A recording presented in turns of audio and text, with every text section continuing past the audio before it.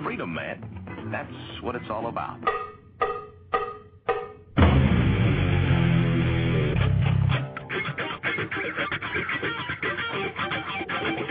You've got to groove on freedom, like the good book says.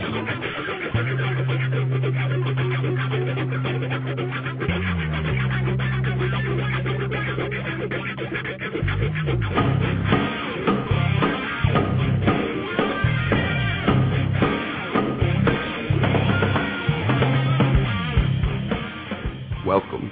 You are listening to What on Earth is Happening.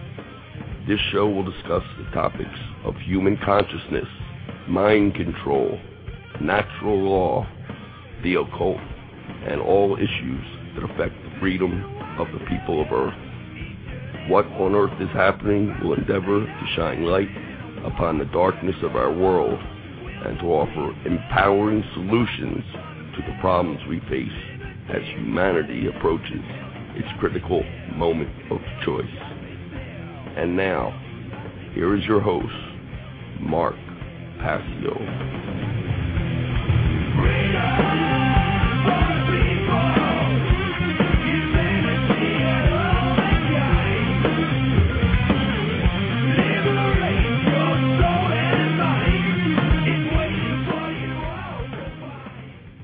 All right. That's absolutely correct. Freedom is what it's all about. Welcome, everyone. It's April 6th, 2010. This is What on Earth is Happening, and I'm your host, Mark PASSIO. So I want to do a few things before we get into the topics of discussion for this evening. The first thing I want to do is give out the websites. My website is whatonearthishappening.com. And the network's website is revolutionbroadcasting.com. The show is live Tuesday from 8 to 10 p.m. Eastern Time on my site, whatonearthishappening.com. And you can listen in on Revolution Broadcasting from 8 to 9 on Tuesday evening, and from 8 to 9 on Thursday, they pick up the second hour. There was a little bit of confusion on the part of some people as to how the show was broadcasted on Revolution Broadcasting Network last week, so I hope that clarifies it for people. You can listen to all 2 hours live right on my website, whatonearthishappening.com. I want to give out the call-in number for tonight. Hopefully we'll get some calls this evening. The call-in number is 347-884-9417.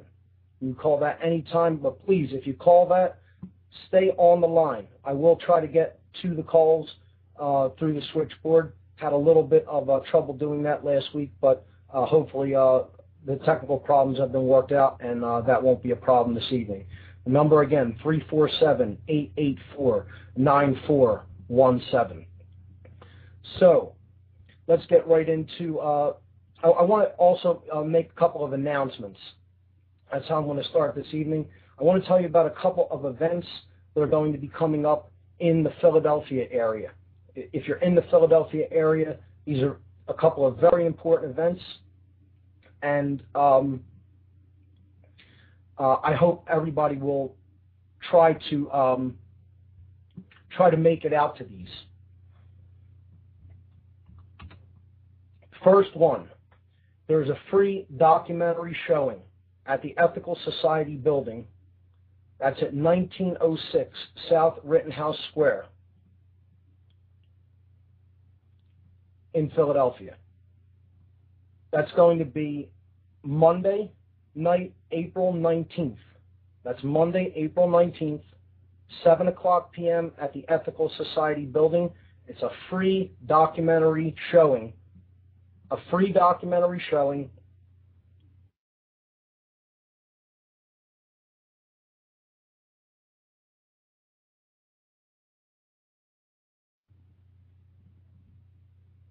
Free documentary showing of Aaron Russo's America Freedom to Fascism.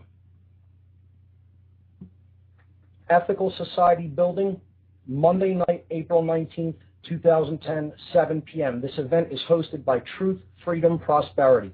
Now, a lot of people in the Philly area who are involved in the freedom movement, they will be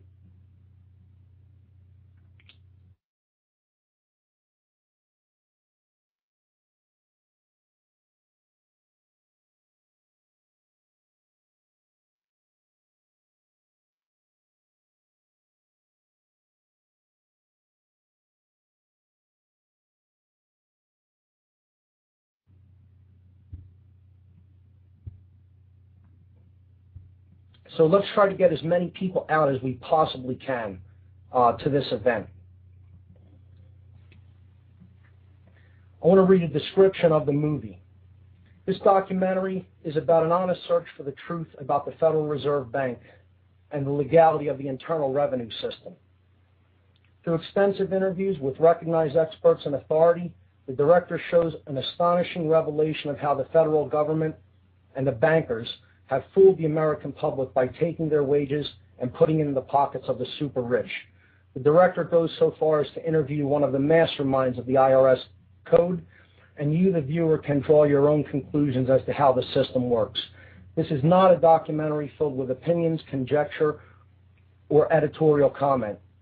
It's a documentary with a purpose, and that's to educate every wage earner about the Federal Reserve Bank, the IRS, how they got started, and where the money goes. It's extremely well done. It will make you laugh. It will make you angry. But most of all, it will inspire you to take action. So, again, this event is hosted by Truth, Freedom, Prosperity, Monday night, April 19th, 7 o'clock p.m. at the Ethical Society Building, 1906 South Rittenhouse Square in Philadelphia. Let everybody you know about it and bring as many people out as you can. For more info, you can check out truthfreedomprosperity.org. That's truthfreedomprosperity.org. So the next thing I want to go to is another upcoming event in the Philadelphia area, and that is an extremely important event. This is the official End the Fed rally in Philadelphia. This is going to take place on April 24th at 10 o'clock a.m. to 3 p.m.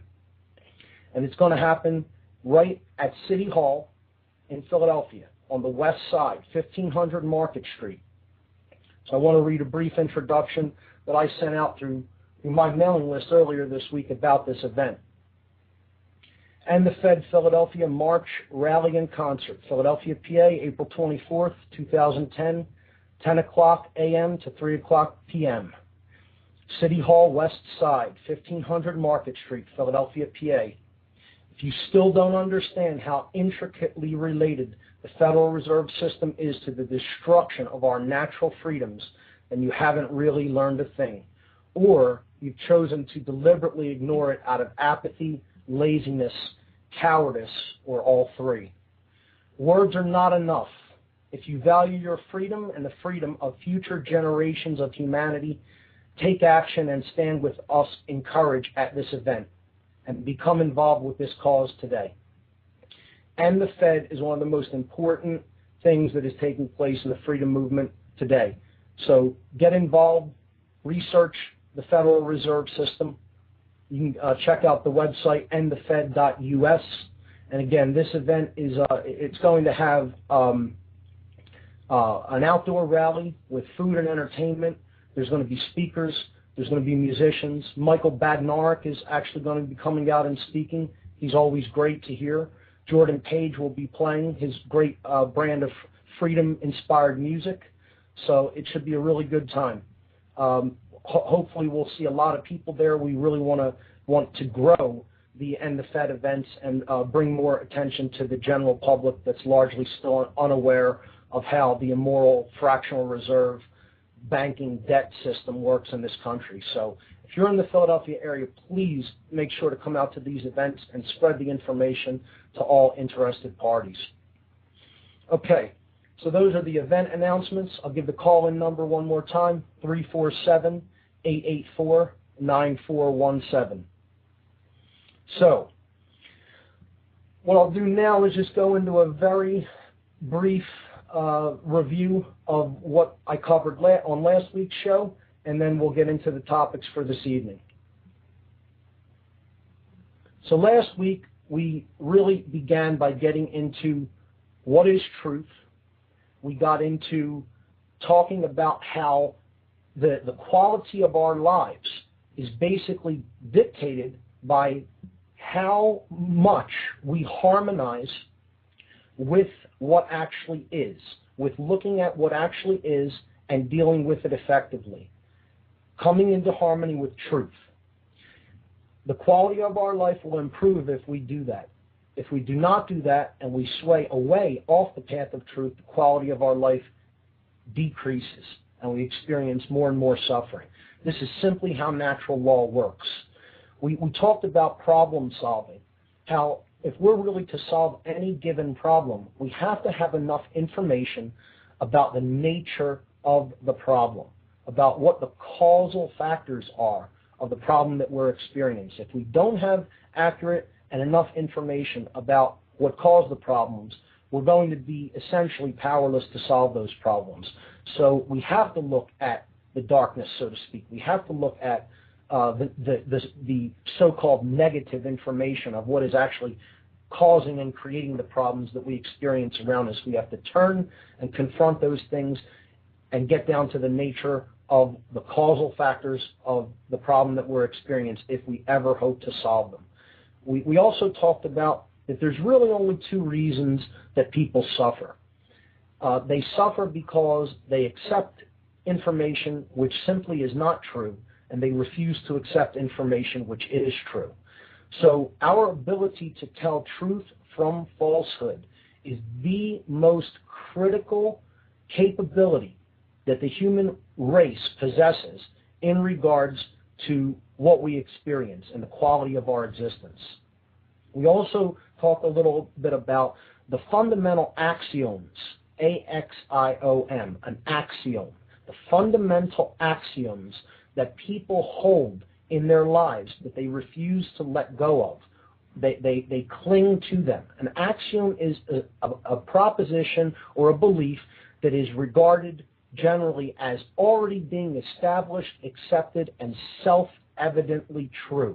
It's just, people just take it as, it just is this way. And unfortunately, most people's fundamental axioms simply are way off basis from the true nature of reality and the true experience as it is actually taking place on this planet. We also got into how important knowledge of self is. We need to understand that we are a reflection of the all. We are a reflection of the whole, of the universe itself. Accurate knowledge of self is accurate knowledge of the universe. We are a holographic, integral part of creation, and getting out of the mess that we're in as a species involves knowing oneself, understanding human consciousness, understanding how consciousness manifests itself, understanding how consciousness can come into balance and harmony, and also understanding how consciousness can become imbalanced and manipulated. So as a large part, an initial part of doing that, what I began to get into last week was the breakdown of the human brain. Understanding the human brain is a big part of understanding human consciousness. So we will finish up with that this week. I'll be going more into the components of the brain, and specifically, I will be talking about how the brain, what happens when the brain becomes imbalanced. So another concept we touched on and really spent some time on last week was a concept that I call the biggest lie. And that is the ideology known as solipsism. That's spelled S-O-L-I-P-S-I-S-M. S-O-L-I-P-S-I-S-M. Solipsism. This is the ideology that there is no such thing as truth, that truth cannot be known and it cannot be communicated to others. And this is the biggest lie. And what I'm going to, after I go into some of the aspects of the brain and how the brain works and how it becomes imbalanced, I'm going to revisit the topic of solipsism and then maybe open up some discussion on this, because I want people to understand the ideology that this dangerous, the most dangerous philosophy on earth, what I call the biggest lie, solipsism, leads to. The other ideologies, that if you buy this lie, if you buy into this big lie, the other ideologies that it invariably leads to. So we'll get into that tonight. But I see we have a caller, and I'm going to attempt to take this call. Let's see how this goes. Here we go. Caller number 1, you are live on What on Earth is Happening. Hello, are you there? Hi, is this Mark Passio? Yes, how are you? Mark, I've been waiting longer than I wait for the whole Rush Limbaugh show to comment on your show here. Oh, yeah? Yeah, man, I called Rush Limbaugh. He gets me faster than you take my call here. Do you have anything to say? Mark, how's it going, buddy? Hey, how are you? Hey, you can't get a prank call from a fellow host now, can you? Bob? Well, whoever that was, are they still there? No, hung up. Well, if anybody wants to call and seriously discuss some of these issues, give me a call at 347-884-9417. So I'm going to go back into the human brain and talk about the structures within the brain and how the brain becomes imbalanced if we engage in certain modalities of consciousness.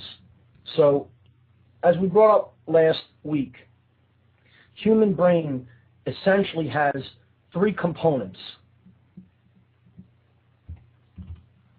These are the reptile brain, the mammal brain, and the human brain.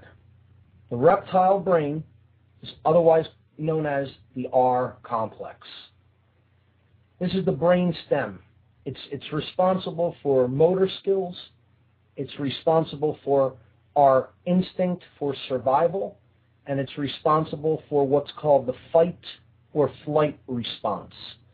Making a decision when confronted with a survival situation, whether you want to fight or run away. This is the stress mode of the brain, the stress complex of the brain. Okay? Above that, we had the mammal brain, which is responsible for us being able to experience emotions in the body. This is also called the limbic brain. That's L-I-M-B-I-C, the limbic system. So without the limbic system, a human being would not be able to experience emotion. And then there's the part of the brain that truly makes us human, and that's the human brain, or the neocortex. It's responsible for higher order thought functions, higher order thinking, conceptual thinking, being able to conceptualize ideas, think at a higher level, basically experience reason, compassion, logic, creativity, language, science, art, music, all of the things that essentially separate us from the animal kingdom and make us truly human. That's the human brain. So, we study the neocortex further, and we discover that it basically has 2 halves, 2 hemispheres. It has a left hemisphere and it has a right hemisphere. It's bilaterally symmetrical, meaning if you break it right down the middle in half, it looks the same on both sides. But there's a left side and a right side. And the left side has certain functions and qualities that it makes possible in human thought and behavior.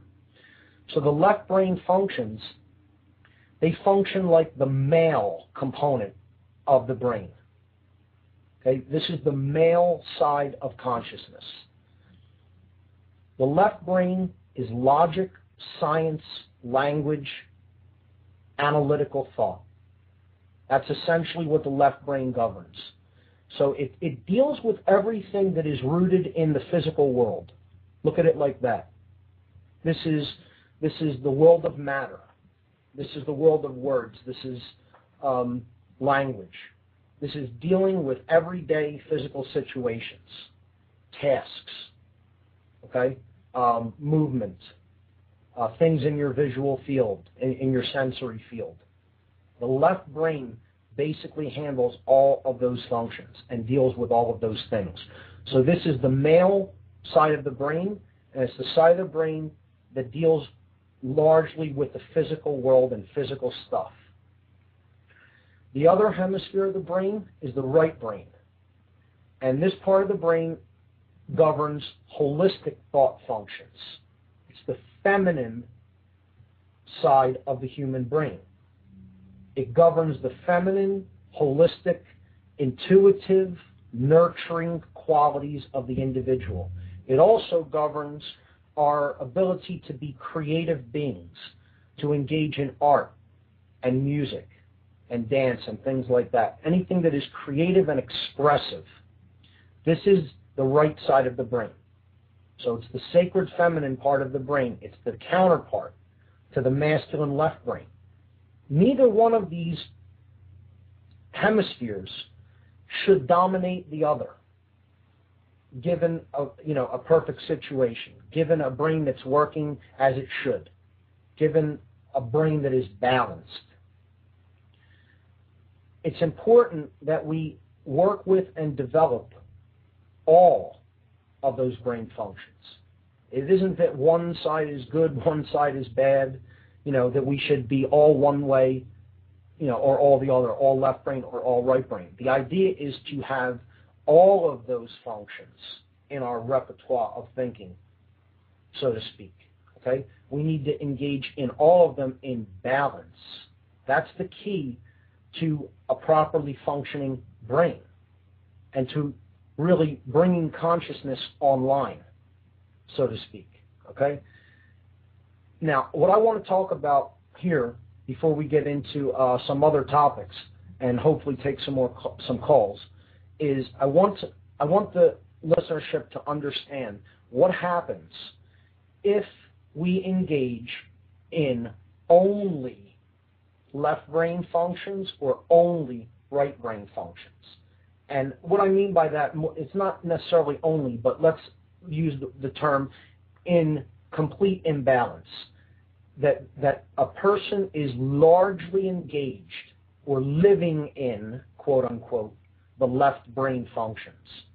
They don't really engage in the right brain functions. Let's take that as the first example. So we talked about that there are three complexes of the brain and what they do and what they make possible.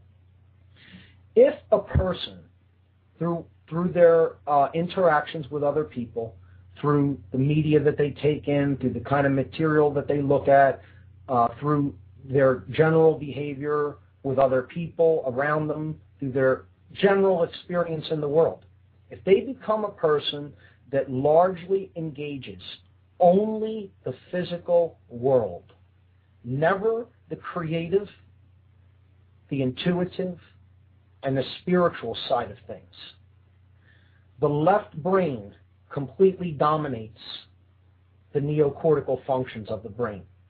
Okay? And the right brain suffers as a result of this. Now, these two parts of the brain are connected. They're not really separate. They're connected through kind of a bridge in the middle of the brain, in the middle of the head, that goes in between the two hemispheres. This is called the corpus callosum. The corpus callosum. It sends information back and forth between the two hemispheres of the brain if the brain is working properly.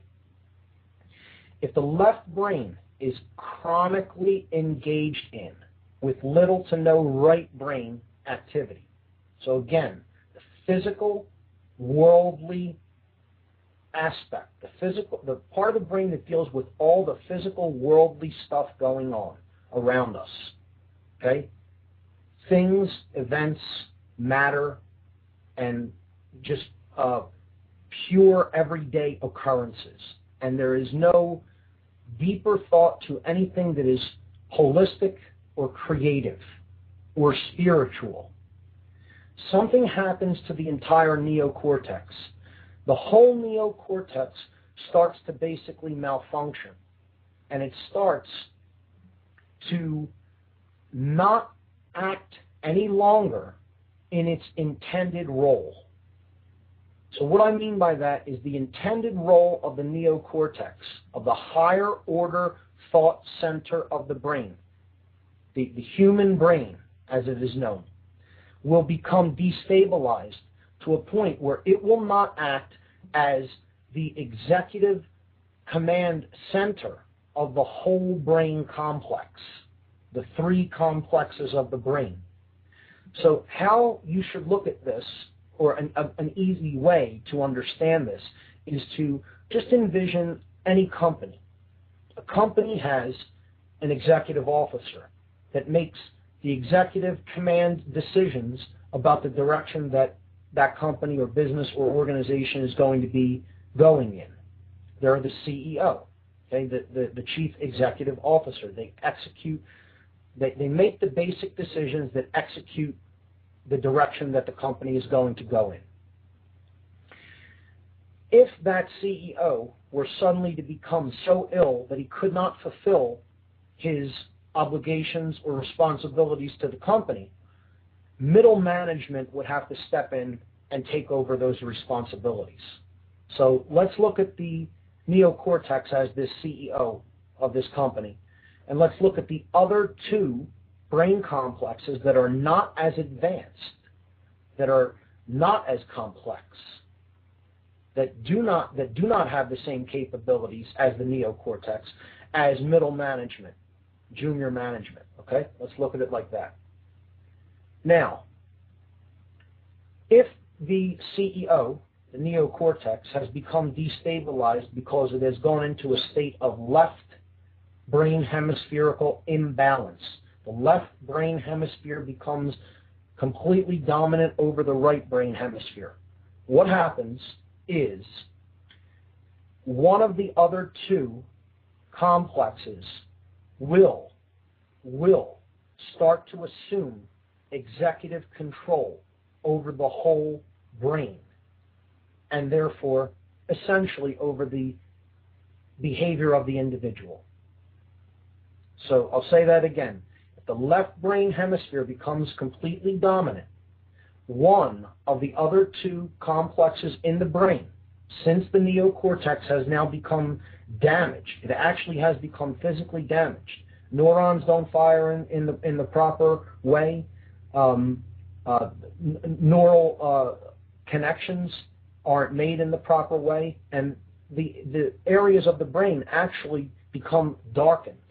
There is no electrochemical and neural activity in certain areas of the brain that there should be chemical and electrical activity if the neocortex is functioning properly and making good, reasonable executive decisions. Okay? So what happens when the left brain becomes dominant is the limbic brain, or the emotional brain, suffers the most, and it starts to shut down, not function as it should, by sending the chemicals that help us to experience our emotions into the body. Therefore, the person becomes largely emotionless and not truly capable of experiencing emotion in the same way that a healthy, holistically functioning brained person would experience and feel emotions in the body. This person then becomes governed, becomes owned by the R complex, the reptilian brain. Think about this now. Follow this through. The left brain, the part that deals with only the physical world, no consideration to the spiritual, no consideration to the intuitive, no consideration to the creative. If that dominates the person's thoughts, the emotional center of the brain, the limbic brain, suffers the most, and the reptilian lower brain, the brain stem, the R complex, the survival stress and fight or flight part of the brain takes over the entire consciousness of the individual's brain. It becomes the governing or executive controller of the brain, and the person is essentially living in the reptile part of the mind. That should explain a lot to a lot of people if they're paying attention about what is actually happening in our world, if you're paying attention at all. Now, a lot of people are imbalanced to the left side of the brain. I would say more people than are not. Most people probably have this form of brain imbalance in one form or another, to one degree or another. I want to talk about now what happens when the right side of the brain dominates. Okay, so now this is the spiritual or nurturing or feminine or intuitive side of the brain, the right brain hemisphere. If a person lives chronically in these types of thought functions and never really engages the physical reality, they're constantly in a high state of mind, constantly in the spiritual. They're never rooted. They're never grounded. Okay? They just don't really consider what's happening in the physical domain very important. They're always thinking of the other world. They're always thinking of the world to come. Okay? Or they're just always, wanting to live for basic pleasure, for, to not ever look at anything that is so-called dark or negative. They don't really want to engage problems. They want, to engage in escapism. Okay? Something also happens in the whole brain complexes, in all three of the complexes. When the right side of the brain becomes chronically dominant, what we see happen is the limbic brain. It is basically the exact reverse situation that I described, of the situation that I described earlier when the left brain becomes dominant. When the right brain becomes dominant, the limbic brain, or the emotional part of the brain, basically runs haywire. The exact reverse of when the left brain becomes dominant. The emotional brain shuts down in that instance. When the right brain is dominant, a person is essentially a slave to their feelings and emotions. They can't really control that which is going on within them. They either live in fear, or they become somebody who really can't discern truth because they'll believe whatever they're told. They become far too passive. Okay? The left brain imbalance makes someone become far too aggressive. The right brain imbalance makes someone become far too passive, essentially allowing themselves to be walked on. This is because when the brain becomes imbalanced in this way, the reptile brain, okay, the R complex of the brain, essentially is shut down. It's the exact reverse of the other kind of brain imbalance. So when the left brain is dominant, the limbic brain, the emotional brain, shuts down, and the person becomes governed by the reptile brain, the R complex. When the right brain hemisphere becomes dominant chronically, the exact reverse takes place.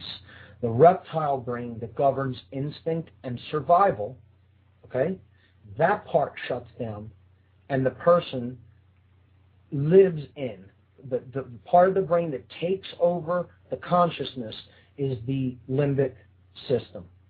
This person basically has runaway emotional states.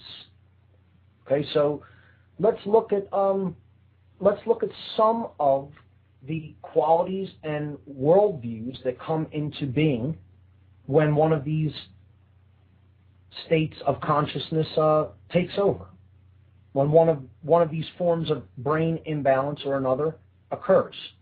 Well, when a person becomes completely imbalanced chronically to the left brain hemisphere, the male part of the brain, they become a dominator. They want to control other people. They want to control other people's actions, the decisions that they make over their lives. Okay? They'll often become physically aggressive toward other people, okay, if they don't get their way. So this is the master form of brain imbalance. I call this the schism of the mind. And it happens right behind people's forehead. Right behind your eyes is where this takes place. And just about everybody out there has one form of brain imbalance or the other, toward the left or to the right, and in some cases both.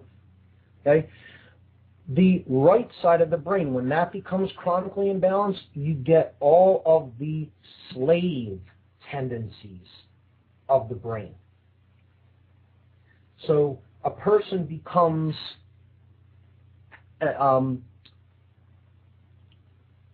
engaged in feelings of unworthiness when the right brain is chronically dominant and the limbic brain has taken over the consciousness. A person will become self-loathing, never thinking that they're good enough or worthy. Unworthiness, self-loathing. A lot of times, addictive tendencies will creep in. A person will become an addict of one form or another if their right brain is completely dominant. And they'll become basically people who are willing to follow whatever orders they're given and become a willing slave. That's essentially the consciousness mode that people in right brain modality will eventually go into. So one form of brain imbalance, the left brain hemispherical imbalance, creates a master type, okay, or a slave driver type, a dominator. And the other form of brain imbalance essentially creates somebody who is willing to be dominated, a slave. This explains just about everything that we are experiencing in this time in human history. Just about. Okay? This, if we really understand this dynamic, and there are those out there who will say this is reductionism, this is too simple. It's more complex than that. Well, not really. The way the brain functions essentially determines how we behave and what we experience in the world. If we don't take care of the temple in man, the temple in you, we're going to experience negative consequences because we're not taking care of the greatest gift that has ever been gifted to our species. We're letting it fall into states of dysfunction and disarray. And when we do that, we're going to get unpleasant, uncomfortable results. We really have to understand how we work, because there are a lot of other people that sure as hell understand how we work, and they're using it as a weapon against us. And most of us are completely uneducated as to how those methodologies of mind control really, really work. So I'm going to attempt to take another caller. Let's see if this is a serious one. Let's see what happens here. You're on the air.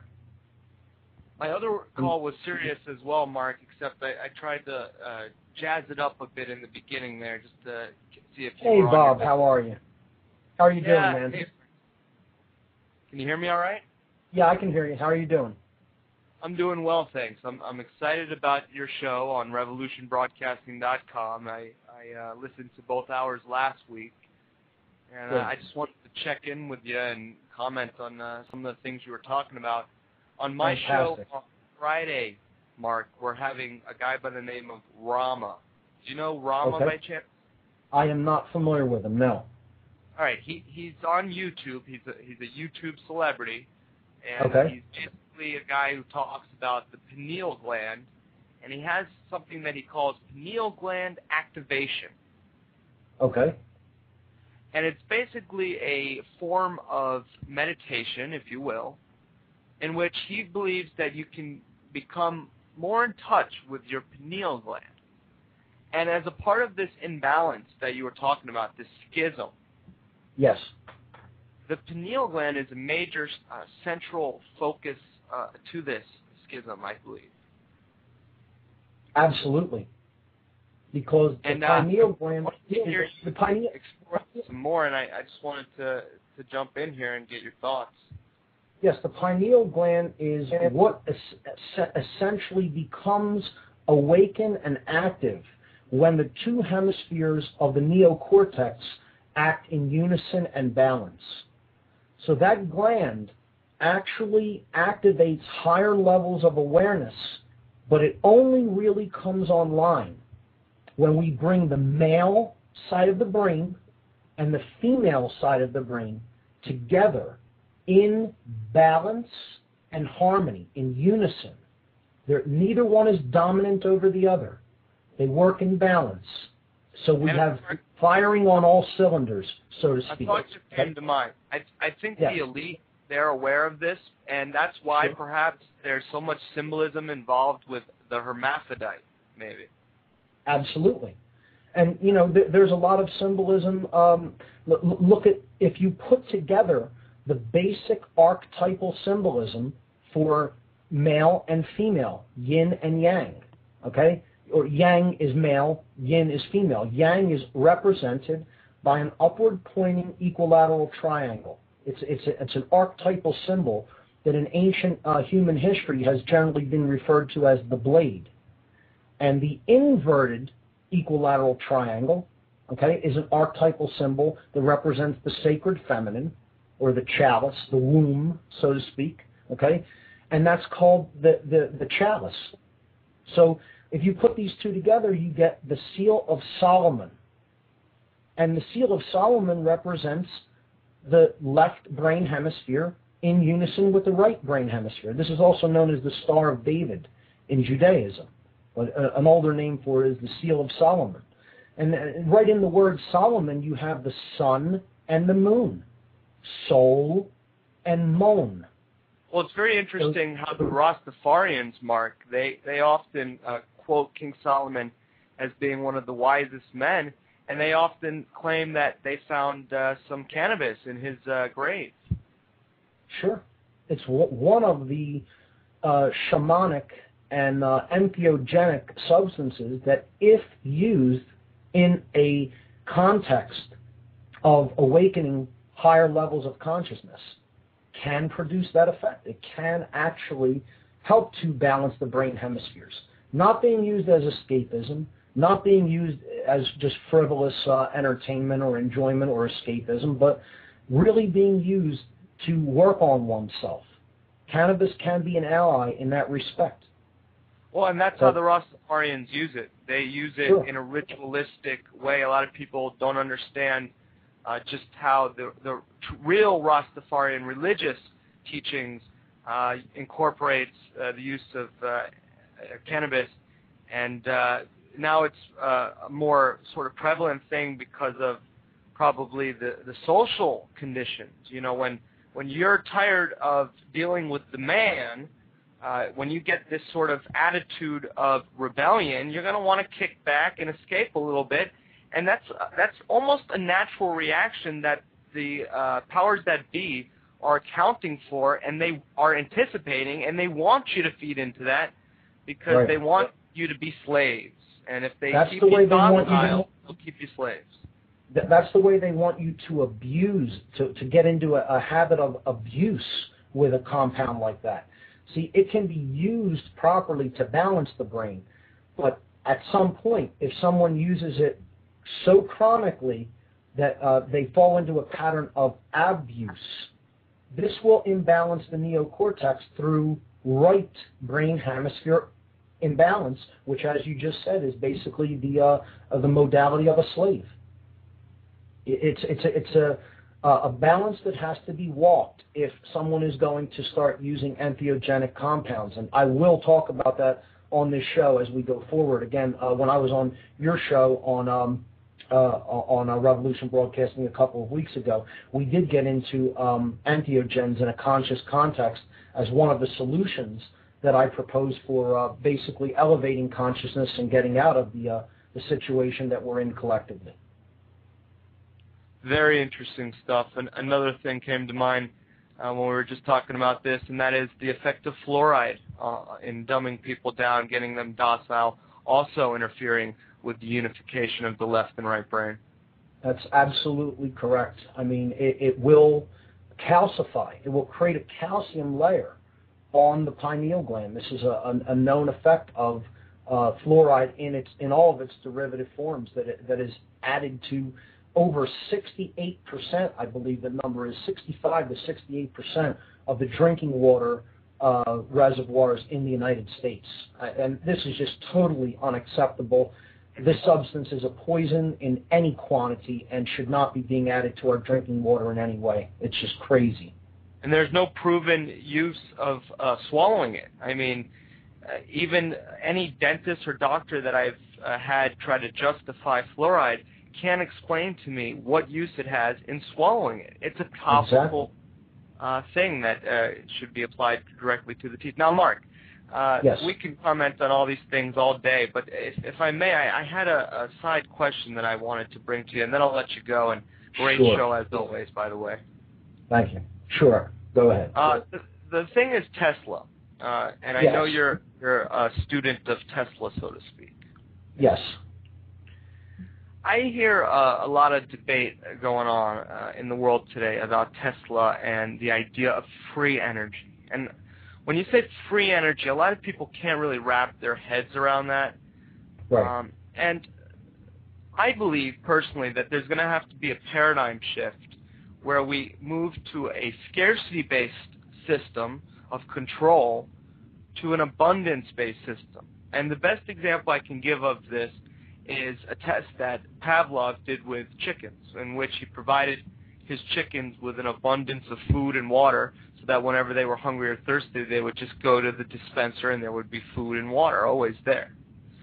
Well, he observed their behaviors and they acted, normal. They would go when they were hungry and they would get some food or water whenever they needed.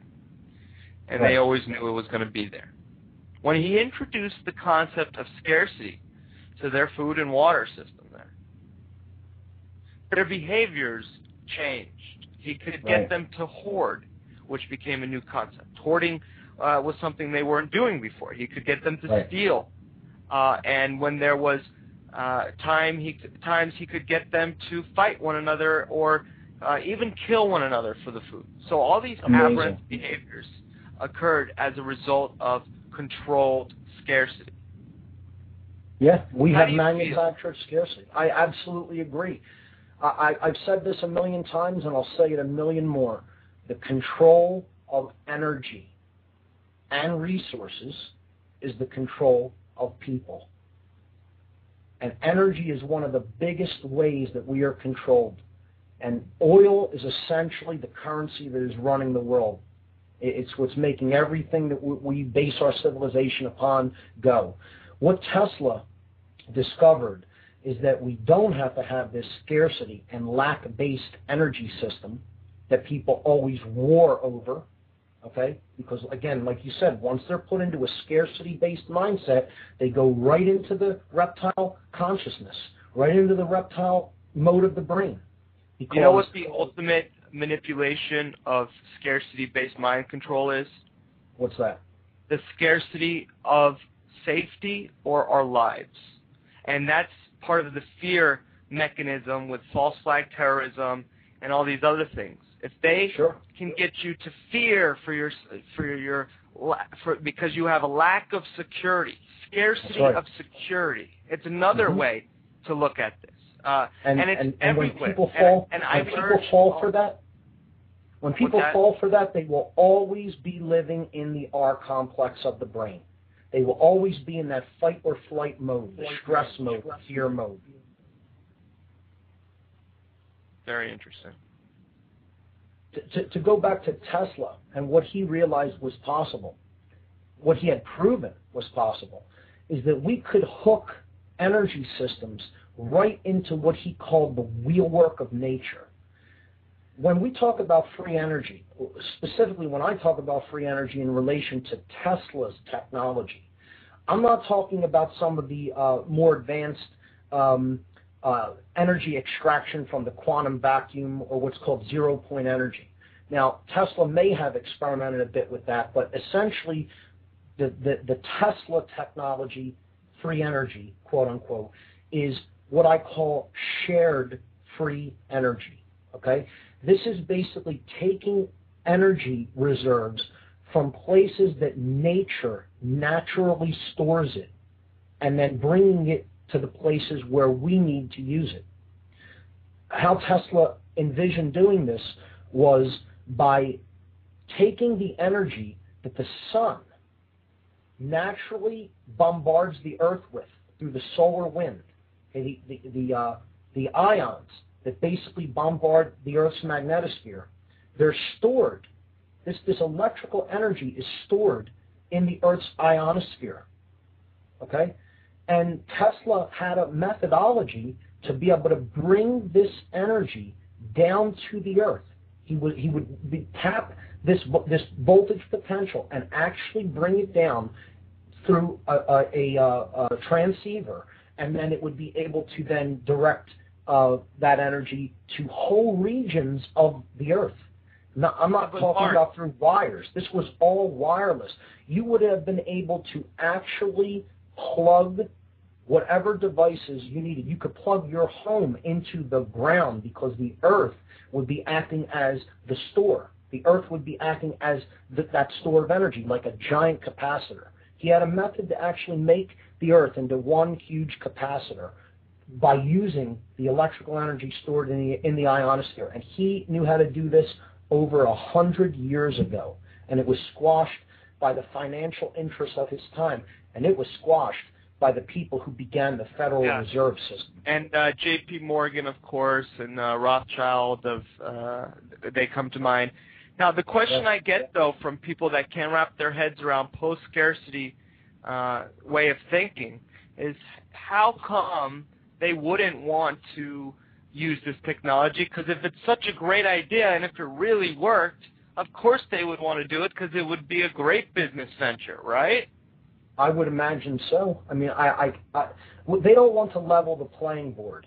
You know, they don't want third world countries to be able to come up to our level of technology and the understanding that goes along with that technology, because an even faster awakening would be on their hands. And that's largely why they don't want it. You know, it's also, I could relate a little anecdote. I've mentioned this in some lectures I've done on Tesla in the area. I think Tesla understood we weren't really going to acquire this capability until we came up to a higher level of consciousness. And he may have backed off himself in a lot of ways. That's talked about in the Tesla community. I went into an event one day, and my girlfriend and I were a little early for it, so we went into a bar. And we sat and we were just sitting around. I had a drink, and we were getting ready to go to this concert. And I sat there, and I was starting to talk to a gentleman at the bar. And he seemed like he was, somewhat kind of aware of some things. And for some reason, we got onto energy. I don't know how it got brought up, maybe gas prices or something like that. And he started talking about that he was also aware of like some free energy technologies that have been brought up and discussed, and he had heard about Tesla. I told him about how I'm involved with a group that works with Tesla technology. And I asked him, I just said, hey, think about this scenario for a minute. What if we did implement free energy technology the way Tesla envisioned it? We could bring energy down from the ionosphere, send it all around the world. Everybody would have essentially free electrical energy that they could tap at any time, any place. I said, think about the economic models that the Middle Eastern countries are based upon. Their whole economy largely is based upon their oil exports. So what do you think would happen to those nations and all of the people in them if suddenly oil became largely worthless? And you know what his answer was to that? Can you guess what his answer might have been? Let's see here. No? You know what he said to me? He said, "Who cares? Let whatever happens to them at that point happen to them." That was his response. And you know what I said back to him? That's why we can't have this yet. That's why. Well, it's the And divide. he had no real answer to that. Because we want to think that we can essentially do things that we want, and whatever consequences happen that create suffering for other people, that's okay. And it's not okay. Until we get to the level of consciousness that we understand, if other people are suffering, we are suffering ourselves. We're not going to. Well, Mark, who cares if some towel heads are, Yeah. And buys into as aware as he was of, the so-called energy crisis and how we should be moving toward alternative energy distribution and production methods, he bought into the whole false flag terrorism paradigm and just doesn't care what happens to quote unquote those people. Let whatever happen to them happens. That was his answer.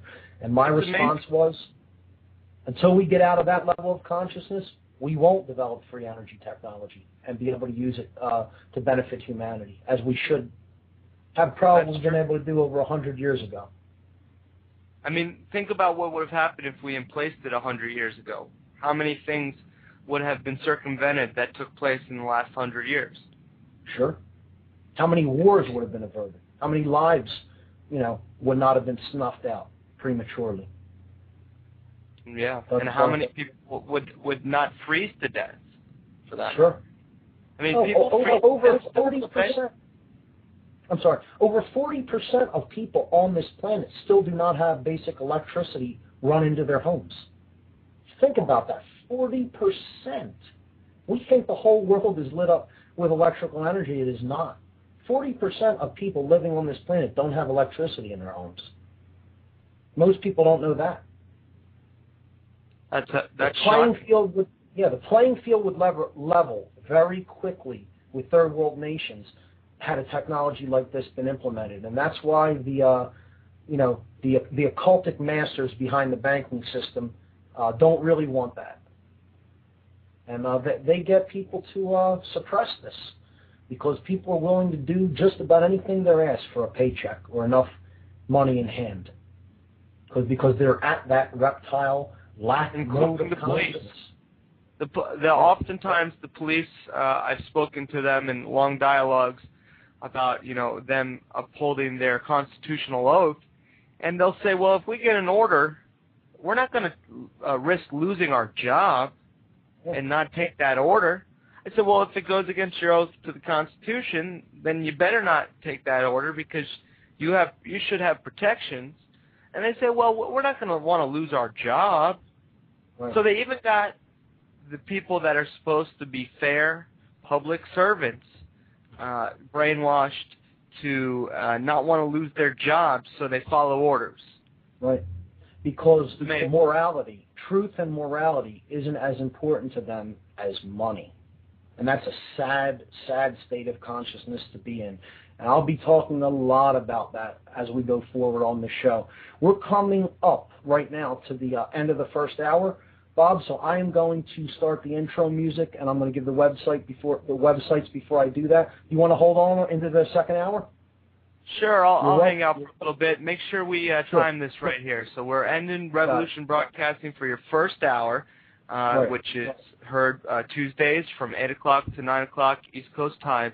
And then we end that about, let's see here, what do we end at? 2 minutes past 9, Mark, is when you can drop that. And then we'll start the intro music, and we'll jump right into your next hour. And I'll be here. The website is whatonearthishappening.com. Listen every Tuesday night at 8 p.m. Eastern Time. revolutionbroadcasting.com. Here we go with hour number 2. Freedom, man. That's what it's all about.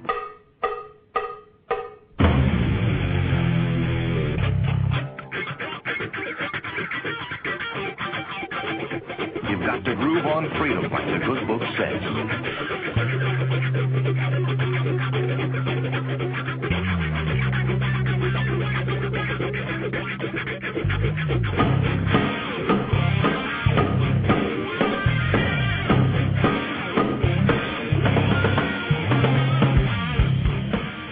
Welcome.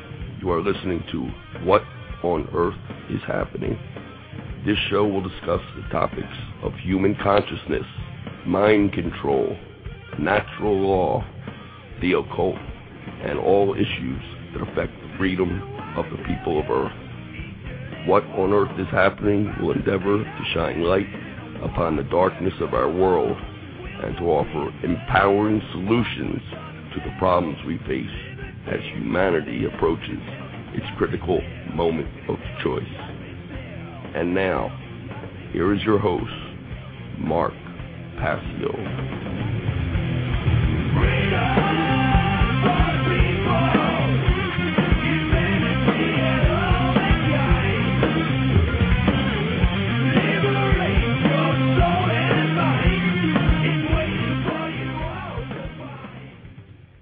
All right, this is What on Earth is Happening. I'm your host, Mark PASSIO. This show is broadcast live on Tuesday evenings, 8 to 10 p.m. Eastern Time. revolutionbroadcasting.com splits it up over 2 hours, 8 to 9 p.m. Eastern Time on Tuesday and Thursday night. So what we've been doing in the first hour is kind of reviewing some topics, and we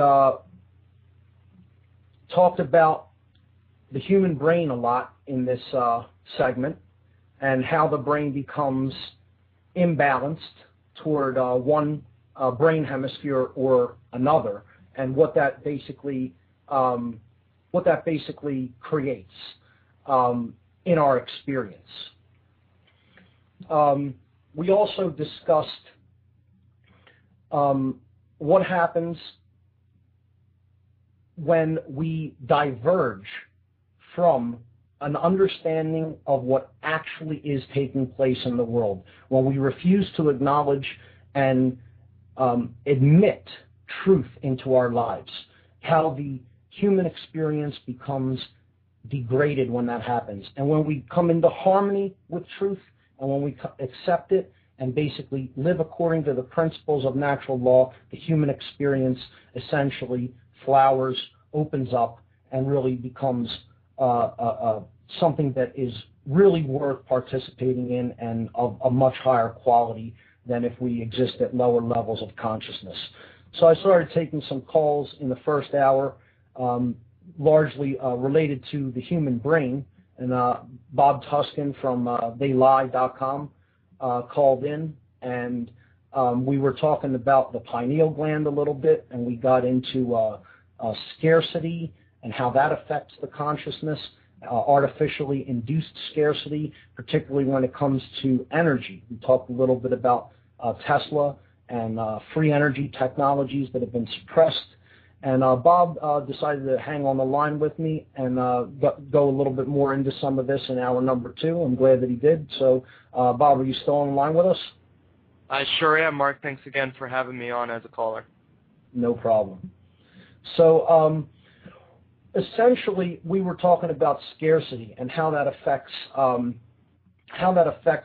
the consciousness of people that are subjected to it, the types of behaviors that they become engaged in, how they become fearful of not having, of lack, and how that roots them into the lower base brain consciousness, the R complex of the human brain.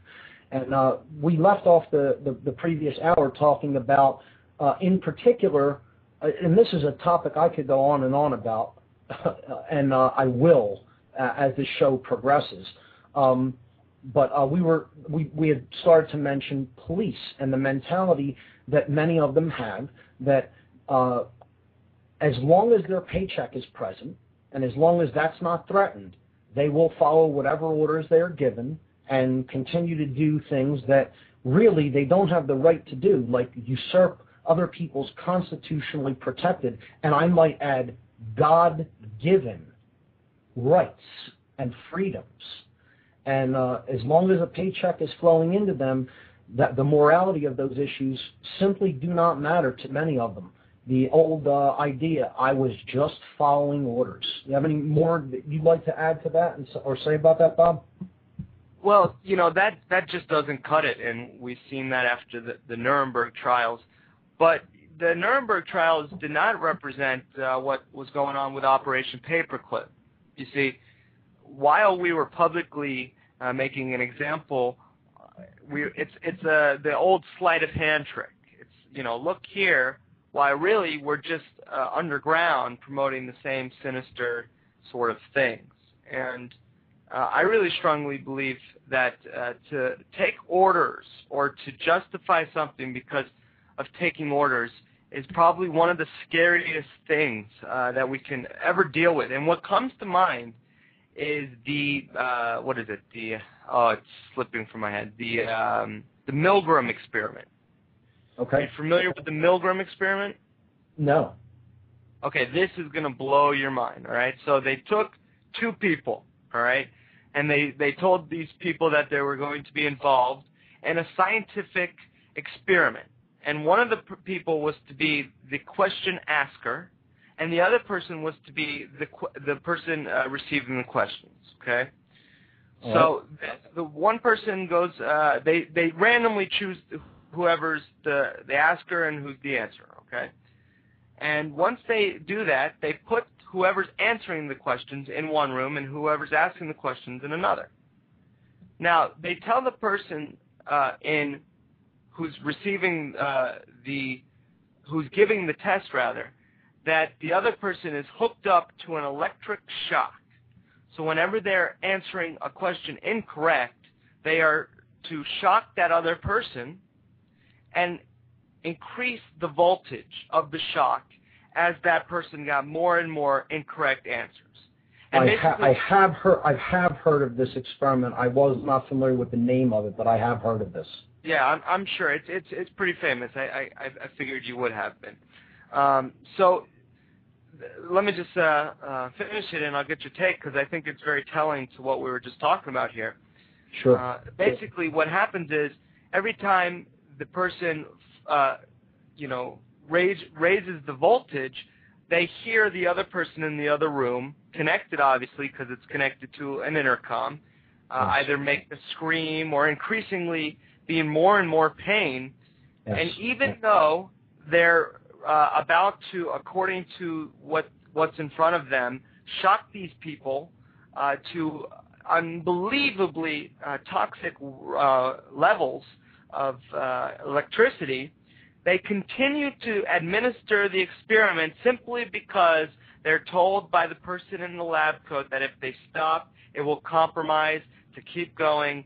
But they don't, even though they hear the person screaming and death and pain and eventually stop screaming, they keep going. And do you know how many people went all the way until the end? I would say almost all of them. I would say, I'd guess over 90%. That's shockingly true, Mark. And they did this experiment originally, I think 20, 30 years ago, and it was only like 85%. And they did it more recently, and folks, we're no better off than we were then. We're worse off. More people nowadays were more likely to take the orders, and even though they thought, and you should see the videos on YouTube. Just look up the Milgram experiment. They have videos of people. There's some people are freaking out. I mean, this is one of the most moving things that I've seen in a long time, and it just goes to show you how much people are victims to this authority-based mind control. Is this Milgram, Milgram? Milgram, I believe that's correct. Okay. What this really gets down to is personal responsibility. people want to claim that someone else is ultimately responsible for their own behaviors, and this just isn't true. You are responsible for what you do. No one else is. So in these experiments that you're describing, all of these people abdicated their personal responsibility to another authority figure. And since he's claiming that I'm responsible for this experiment, I'll tell you what you can and can't do, they just kept going along with it, even though they know, they heard and knew that they're causing suffering for other people. It's the height, the epitome of irresponsibility, and it illustrates perfectly why we're in the mess that we're in. Perfectly. So thank you for bringing it up. It's a great example. And that's really one thing that we're going to stress over and over and over again on this show is total freedom. Total freedom means nothing else than total responsibility. And if we're not willing to take total responsibility for the actions that we take in this world, in our own lives, we're never going to have freedom. It's a powerful note, and I'll leave you on that note. Again, Mark, I appreciate What on Earth is Happening, and definitely have been going to the website, whatonearthishappening.com, and I just watched a little bit more of your 4-part video series. Again, I want to give a shout-out to that. I'm really glad you enjoyed that, and I want to thank you personally for all the help that you've given in getting me started on the network, and thanks for calling in with some great insights, man. Hey, I tried. I hope you weren't pissed off at first that I called in the first hour as a redneck who calls up Rush Limbaugh. But I wanted to give you an authentic taste of what it felt like to be a radio host speaking the truth. Not a problem, Bob. Take care, Mark. You take care, man. Bye-bye. All right, so that was Bob Tuskin of theylie.com and Truth Be Told Radio. Definitely stay tuned and listen to his show. He's on every weeknight between 10 and midnight on revolutionbroadcasting.com. Again, my website is whatonearthishappening.com. And just going to reiterate some announcements that I went through in hour number 1 of this show, because I think it's really critical to get people actively involved and mobilized in the truth and freedom movement, particularly in the Philadelphia area. I mean, this is the home of freedom in this country, where a lot of the founding fathers met and discussed ideas and really laid the groundwork for freedom in this country that we've fallen so tragically off the mark from in the modern world. But we still have the chance to get back on track, and we're only really going to do that if we come together as a community and really embody the principles of truth, of natural law, and of love, because that's what this is ultimately all about. Freedom is based in the dynamic energy of love. And bringing this information, bringing uncomfortable information to people's ears is not done to really upset people. It is done because the people who are bringing this information to people genuinely care about the well-being of their fellow man. And that's what love really is. And unless we propagate that, we're not going to have true freedom. So let me tell you about 2 upcoming events. They're both hosted by the great group Truth, Freedom, Prosperity in the Philadelphia area. Their website is truthfreedomprosperity.org. Okay, the first one is a free documentary showing, totally free documentary showing of America, Freedom to Fascism, the great film by the late, great Aaron Russo. And I know a lot of the listenership on this network in particular, or maybe through my website, have seen this film. They know what it's about. They know how powerful this film is, this documentary. But there's a lot of people who still have not heard or seen the information that is presented in this film, and we really want to try to get a lot of people to come out, invite friends, invite family members, and come out to see this documentary. It's going to be held Monday evening, April 19th at 7 o'clock p.m. sharp at the Ethical Society Building, 1906 South Rittenhouse Square in Philadelphia. Okay? America, Freedom to Fascism, free documentary screening, Monday, April 19th, 7 o'clock p.m., Ethical Society Building, 1906 South Rittenhouse Square, Philadelphia. The next event that I want to bring up and announce is the official End the Fed March and Rally in Philadelphia. This is the official End the Fed March and Rally in Philadelphia. This is going to be held Saturday, April 24th, 10 o'clock a.m. at City Hall, Philadelphia City Hall, on the west side of the building.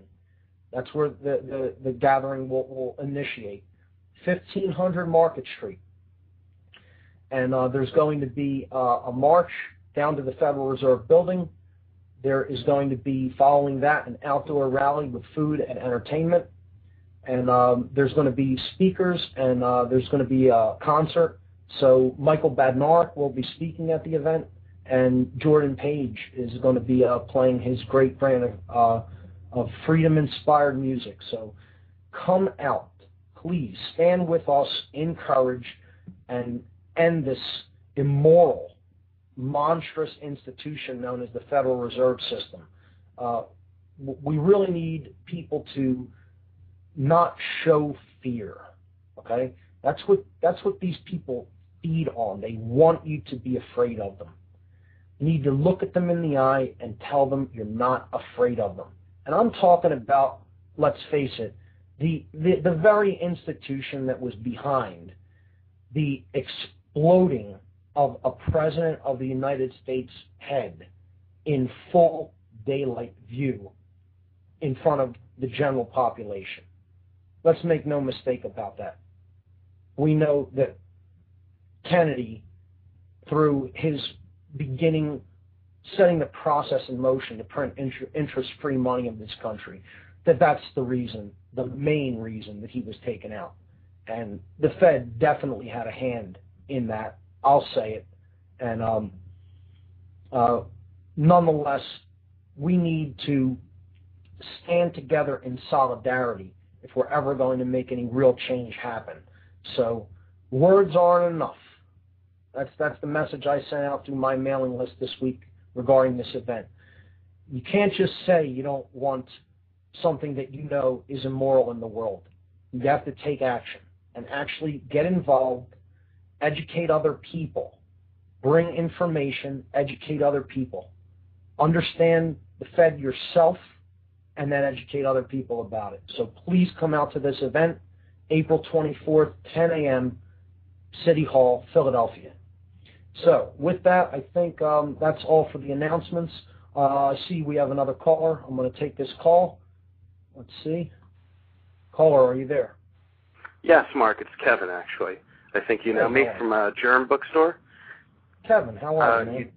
Good.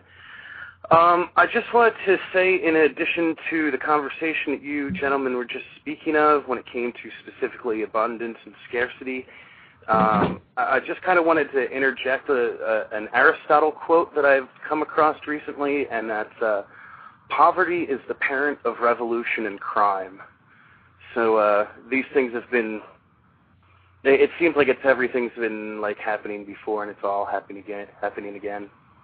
Very profound. Yeah, people take desperate actions when faced with desperate measures and scarcity because, again, their consciousness goes right downward into the R complex of the brain, and you can't really make good executive decisions. You can't make good reasonable decisions based on reason when the reptile brain governs the actions of the individual. And there's a physiological basis to that. It's very interesting when you get into how the brain-body complex works together. When you drop into the R complex of the brain, the fight-flight response, okay, all the blood leaves, not all of it, but the blood flow generally leaves the torso and the head, and it goes to the extremities. I touched on this last week, because you need to make a decision about whether you want to stand and fight or flee. So all the hardness and all the energy is needed in the muscles, in the arms, and in the legs, the extremities. So you don't have richly oxygenated blood flowing in the torso, so you're more prone to physical diseases in the internal organs, and you don't have blood flowing in the head to the degree that you normally do, so you really aren't using the brain in the capacity that it's intended for, and you can't really think. You're in total fear mode. And that is what scarcity, artificial, manufactured scarcity, does to the human consciousness. And make no mistake, that's one of the biggest methodologies that they're using to control people. It sure seems so, yeah. Money almost seems to be like a scourge. They live seems to be like the perfect analogy to exactly what's going on. It's just that the true horror of that film is when you like leave the theater and you look around at the world around you and you see that like we're all kind of doing it to ourselves. It's also reminiscent of Idiocracy. Sure. Two great films. In particular, They Live. That is probably my favorite science fiction film that has ever been released. But it's not really science fiction. It is allegorical fiction. It's a fiction that really tells a tale about what's taking place around us in the real world. My wife always had a quote about how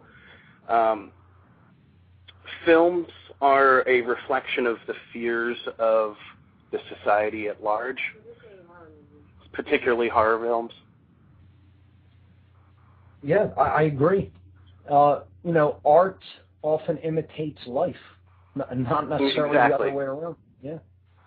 So, it's been brought to my attention that sometimes I'll use a word and some people may not be clear on the word. So I want to try to watch that and check myself on that, just so I'm not using terms that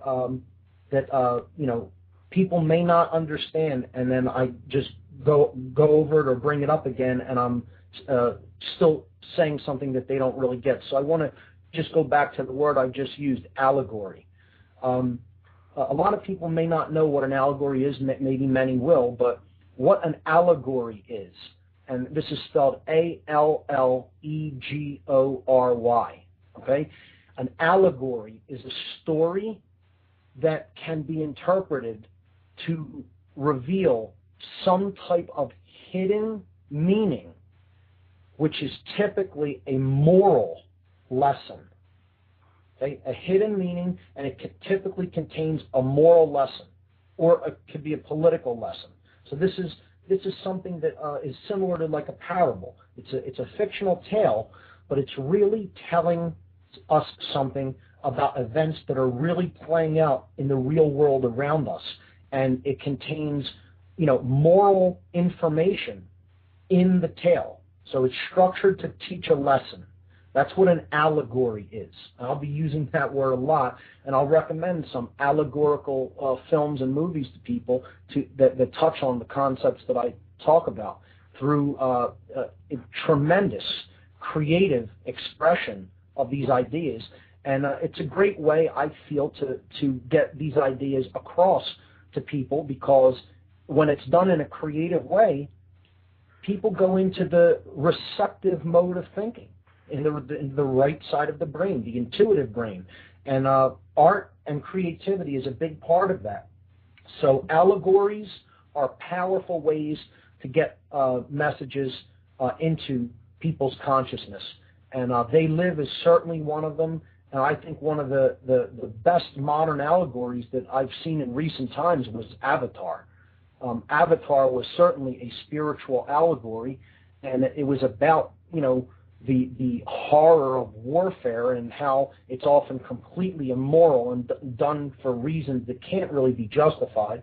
And I think, the destruction of indigenous lands and the indigenous peoples as well, and how the basic plight of indigenous peoples everywhere against companies that are constantly out to gain more land. No, and resources. That's absolutely correct. Yeah. And it's very telling that most U.S. military bases didn't want that film shown anywhere on their grounds, because they understand the power of allegory for reaching the human mind and specifically for reaching the human conscience. And they don't want soldiers understanding that message. They don't want it seeping into their consciousness, because they want to keep them right where they have them, in a total state of mind control. Yeah, just because you're paranoid doesn't mean the Matrix doesn't already have you. Right. On that note, thank you for having me on. I want to get back to listening to you. I really thank you for calling in, man. Always a pleasure to talk to you, Kevin. Thank you. Take care, man. Okay. So, let's see. What can we go into next? Made the announcements about freedom to fascism and the Fed. We talked about the human brain. When Bob Tuskin called in, he talked about the pineal gland. So let's get into that a little bit, because this is intricately related to structures in the brain, and this is really related to brain balance. So in the last hour, we talked about brain imbalance. Okay, let's talk about what happens when the brain hemispheres are balanced. Okay, so when you bring the left and right brain hemispheres into conjunction, into unison, into harmony, one brain hemisphere is not dominant over the other. You have a balanced brain. The human neocortex, the higher order thought center of the human brain, acts in its proper role as the executive command center, the executive functions of the whole brain complex. Okay? That is as it is intended to be. That is a healthy, functional, fully functional human brain. The person isn't governed by an out-of-control emotional state, nor are they governed by total fight-flight response and stress mode and the desire to control other people. So when the brain is balanced, a person is neither a master nor a slave, not a master of others, nor a slave of others. They are a master of themselves. They have achieved a state that I call dominion. This is self-ownership, self-governance, self-rulership. In other words, that being isn't divided anymore amongst themselves.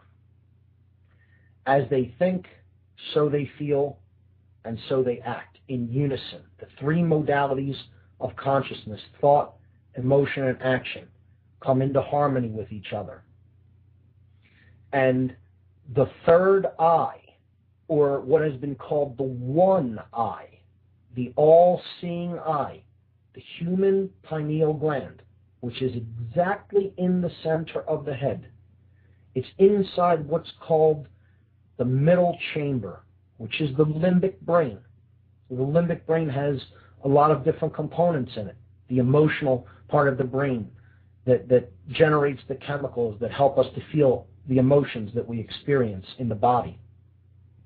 You have the hypothalamus is in the limbic brain. You have the hippocampus. You have the amygdala. You have the pituitary gland. And you have the pineal gland. So this is like a cone-shaped gland directly in the center of the head. If you look at a person straight on, right at their face. It would be a little bit above the eyes, right in the middle of the head. So right in between the forehead, in between the eyes, on the forehead, and then go backwards and locate the approximate center of the skull. And right there you would find the human pineal gland, named because it is shaped like a pine cone, pineal gland. Okay?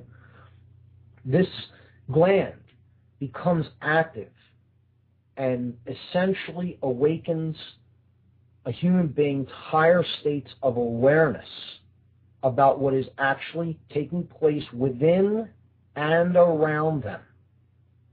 So they become able to discern, to have true discernment when this state of consciousness opens up.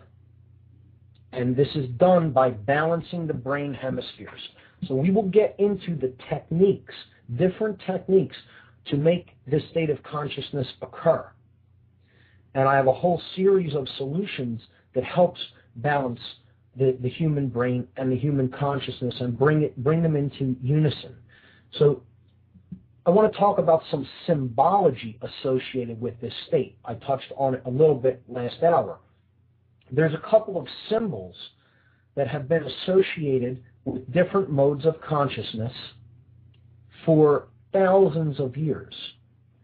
One of them is the male aspect of being, okay? The male side of the consciousness, what's called the yang energy.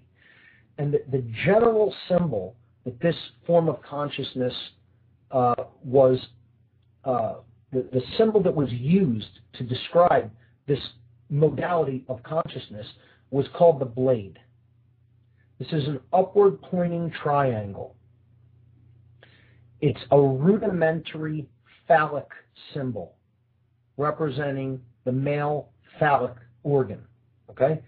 This is associated with action, with anything that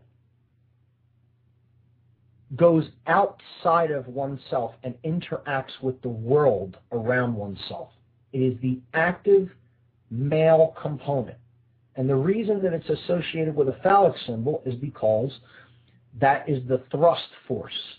That is the force through which we project outward to others around us, our actions in the world.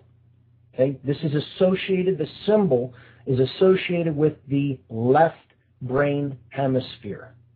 Okay? An upward pointing triangle. The reversal of that symbol, of this archetypal, okay? This means just a general form is what archetypal means. It's rooted deep in the subconscious. It is just something that we intuitively recognize and are aware of at very deep subconscious levels. So it's an archetypal symbol, okay? The inverted triangle, the point is pointing downward, okay? So this is a rudimentary womb symbol. Okay? It is shaped like the feminine womb. This inverted triangle is known as the chalice in different ancient symbolic systems. This is the sacred feminine energy. This deals with emotional states. It deals with the right brain hemisphere. Okay? This is the part of the part of the consciousness that is looks inward. Okay? This is the internal aspect of consciousness. So it is largely dealing with our emotional states. And when we bring these two together, we have a very recognized symbol in different cultures. And it's been used throughout the world to describe the state of consciousness when one has a balanced brain. Now, that's not always the way it's used, but in general, That is the archetypal symbol known as the Seal of Solomon. And it is the interlocked, not one on top of the other, not, both of them completely intersecting, the interlocked blade and chalice. This state of consciousness is often called the chemical wedding, because the chemical and electrical activity of the human brain is functioning in wholeness, in oneness, in harmony. And it's called the Seal of Solomon because the male side of the brain is representative of the active solar yang energies. Okay? The action is associated with the sun and daytime. So the word for the sun is soul, solar energy. Soul, S-O-L. And then we have the lunar form of consciousness, the feminine, the sacred feminine consciousness. This is the moon energy, the right brain. So when they come together, it's the chemical wedding. It's the state of a balanced brain and the beginning of the awakening of the pineal gland, or the all-seeing eye. We'll talk a lot more about that symbolism as we go forward. And that's the Seal of Solomon, the six-pointed blazing star, as it is known. And that is the symbol to represent that state of consciousness that I think we need to ascribe to. We need to make that our goal if we're really going to come out of, again, the problems that we're facing as a species. We really need to work on ourselves, work on, again, what different mystic traditions have called the temple inside mankind. Okay? And that's the human brain. I can't stress it enough. It is really the underlying focus, the underlying causal factor of what generates our experience in the world. And this is not reductionist thinking or reductionist philosophy. It can't be overstated. It can't be over calculated how important the brain is to what we experience. Yet you see people doing all kinds of crazy, destructive behaviors to the brain through substance abuse, through engaging in activities that will damage the brain irreparably, riding a motorcycle without a helmet. How about cage fighting, or even boxing? Not much respect for the temple in man. Individuals like that don't have. To desecrate a gift like that for whatever justification or money or paycheck you might be getting, I can't personally see it. The brain is too precious to me. I understand what it makes capable. I understand what the brain generates, the experience that it generates in the so-called external world that we experience. It's all a reflection of what's going on inside us.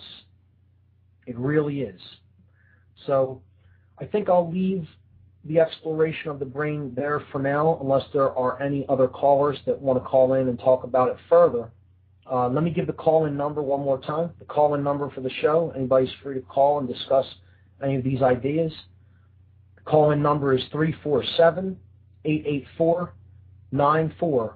So we had a couple of callers over the last couple of hours. Anybody else wants to call in? 347-884-9417. And our topics, we're generally, going to try to unpack and break down a little bit more. We're talking about tonight the human brain, how the brain becomes imbalanced or balanced. Okay, but largely we talked about how it becomes imbalanced and the kind of consciousness that leads to. We can get into the symbolism that I talked about a little bit if you want. And what I'm also going to start breaking down and really getting into now is what I call the big lie. And I talked about this last week, and I'm going to break down this concept even further this week. And that's the ideology known as solipsism. So I'm going to spell that again for people that want to look into it and research it a little bit. And again, I can't overestimate how dangerous this ideology is. This is the ideology that leads to all the other dangerous and destructive worldviews that people hold in the world that lead to more and more human suffering. Solipsism. S-O-L-I-P-S-I-S-M. Something that maybe perhaps not many people have heard of, but if you listen to this show, you are going to hear about solipsism, because this is what I call the biggest lie. This is the lie that if you buy into, essentially, the spiritual journey comes to a halt. It really does. Because the spiritual journey is about seeking truth. That's what it really is ultimately about. And if you buy into the notion that there is no such thing as objective truth, which is what solipsism claims, this is the notion that perception is reality. That's solipsism. Perception dictates reality. So however I perceive it, that's what the truth is. The truth isn't something that I discover. It's something I basically make up based on my personal preferences, what I'm comfortable with, and the information I have at any given moment. And this is the ideology called solipsism, that nothing really exists independently of the individual who is observing anything. Okay? There's no external reality. There's no external truth. Whatever I decide is the truth, essentially that's what I'm going to, how I'm going to live my life according to. What I describe this as is someone attempting to become their own personal arbiter of truth. The arbiter of truth. That's what the solipsist is. A person who subscribes to the notion that there is no such thing as objective truth, that nothing can be known in and of itself, that only perception governs reality. This is the most dangerous ideology that exists on earth. And talk to people. More people believe in and subscribe to this ideology than you would ever believe or imagine. This ideology is out there. This ideology is totally lived by towards so many people, through so many people, that you would be shocked and appalled if you understood how many people really subscribe to this. Okay? And if you're a subscriber to that ideology, I've said this before, and I'll say it again, there's no point in you even bothering listening to this show. You might as well turn it off now. I could teach you nothing until you come out of that state of mind. If you don't believe that there is actual events that take place and they can be known, and that's called the truth of what happens on this planet, on the earth, then there's really no helping you. You need to use your will to come out of that state of mind, because there is nothing else that can really be said about it except that it's complete nonsense. It needs to be thoroughly renounced and rejected. There is such a thing as truth. It is that which is. If you want to get real scientific and technical about it, how I refer to the truth is, it is the wave functions that are spoken of in quantum mechanics, the waves of possibility. Okay? All the possibilities that existed in what we know of as the past that have coalesced, that have condensed, that have collapsed, and become actual events in the now, in the present moment. That's what the truth is. It's that which has actually already occurred, that which has undergone the formality of actually taking place and occurring in the world. I believe that's how Alfred North Whitehead described what he termed the truth. Okay? It is that which has undergone the formality of actually taking place. It's not up for debate. It's that which is. It already occurred. It happened. It happened. Now, whether we discover truth is a whole different story. But it exists, and that's the first and only, what I describe as the first and only prerequisite leap of faith that must be taken on the entire spiritual journey. And there is no other belief or faith that is required after that initial leap of faith, to believe that there is such a thing as truth. Because at first you don't know that there is such a thing as truth. You do have to have some form of belief that truth exists to go seeking it. You don't have it at first. Okay? A truth seeker doesn't actually already have the truth, otherwise he wouldn't be seeking it. So that's what solipsism is. Okay? Somebody who believes there's no such thing as truth and doesn't really ever begin the spiritual journey. In darker occultic orders and movements, this state of consciousness, and I know this from first-hand experience, is referred to in different ways. Dark occultists who are actively using techniques of mind control upon the general population of this planet they have a name for people who have bought the biggest lie. They have a name for them. They have several names for them, actually. But there is one overarching name that they give to people who subscribe to this ideology. They call them the dead. The dead. Imagine this. There are people out there who refer to living people because of how completely off the mark they are about the nature of the reality in which they live. They call them the dead.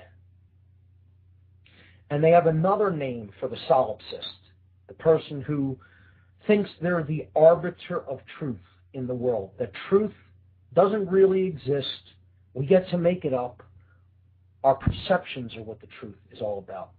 It's nothing that exists independently of us that we need to discover, but we get to make it up. We're the personal arbiters of our own truth. Okay? It's not something that is objective. It is something that is subjective. I get to decide what's truth based upon whether I like it or not, how I feel about it. Okay? That's what solipsism generally is. And the other name that dark occultists, people who have developed technologies and methodologies to mind control whole populations, the other name that they have for people that subscribe to the philosophy of solipsism is the unbegun.